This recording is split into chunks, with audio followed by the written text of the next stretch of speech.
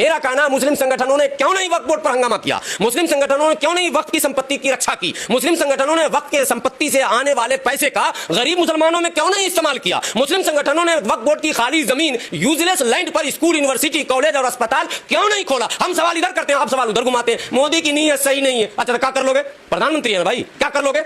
सब पे बुलडोजर चला दिया योगी ने, क्या कर लिया तुमने? सवाल तक तो उठा नहीं पा रहे हो कि वो फर्जी बुलडोजर, नकली बुलडोजर, भेदभावपूर्ण बुलडोजर, असंवैधानिक बुलडोजर चल रहा है। तुम्हारे मां ने दूध नहीं पिलाया, तुम बोल नहीं पा रहे हो, और तुम चले माने मुख्यमंत्री से तो निमटे नहीं, अब चले प्रधानमंत्री से लड़ने के लिए। बिल्कुल बेकार की बातें। सबसे पहले आत्मचिंतन, आत्ममूल्यांकन की आवश्यकता है हमें। वक्फ बोर्ड एक ऐसा बोर्ड है जो आज तक कभी आय व्यय का ब्यौरा किसी को दिया ही नहीं। मैं चैलेंज कर रहा हूं आपके कैमरे पर, पूरे भारत में किसी मुसलमान को पकड़ के ये माइक लगाना, बोलना वक्फ बोर्ड ने एक साल में कितना कमाया बता दो। बड़े से बड़े दिग्गज लीडर जो अपने आप को कहते हैं मैं मुसलमानों का बड़ा नेता हूं, उनसे भी पूछ लेना, अगर बता दें तो मैं गुलामी करूंगा। किसी को कुछ नहीं पता। वक्फ बोर्ड के चेयरमैन को भी पता नहीं, बस एक ही चीज पता है, कौन सा टॉप 3 साइड 2 साइड प्लॉट है वक्फ बोर्ड का, उसको कैसे घोटाला करके दाएं बाएं किया जाए, बनिया को बेचा जाए, ब्राह्मण को बेचा जाए, सरकार के मंत्री और सांसद को बेचा जाए, ताकि बड़ी रकम लेकर अपना उल्लू सीधा किया जाए। और आपको यकीन नहीं होगा, वक्फ बोर्ड के अब तक जितने भी चेयरमैन भारत में हुए हैं अलग अलग राज्यों में, आप उनकी संपत्ति का अगर ब्यौरा निकाल लोगे तो किसी का 100 गुना, किसी का 50 गुना संपत्ति बढ़ गया।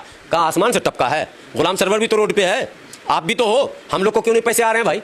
हम लोग को तो बीड़ी सिगरेट चाय के पैसे नहीं मिलते। हम तो मोटरसाइकिल में तेल डलाने के लिए हम लोग सोचते हैं कि आज 100 रुपये का डलवाया चलेगा कि नहीं चलेगा। और आपके पास छू मंतर मशीन अलाउद्दीन का चिराग आ गया कि कल तो आप पैदल चल रहे थे और आज अचानक जो है 200 करोड़, बाप रे बाप, गिनने में लगेगा कई दिन, हमको बोलने में तो बोल देते हैं 2 मिनट में 200 करोड़। अभी दिल्ली के चेयरमैन जो है मानतुल्लाह खान साहब, हमारे भाई, जरा इनकी संपत्ति जांचिए कितना बढ़ गया।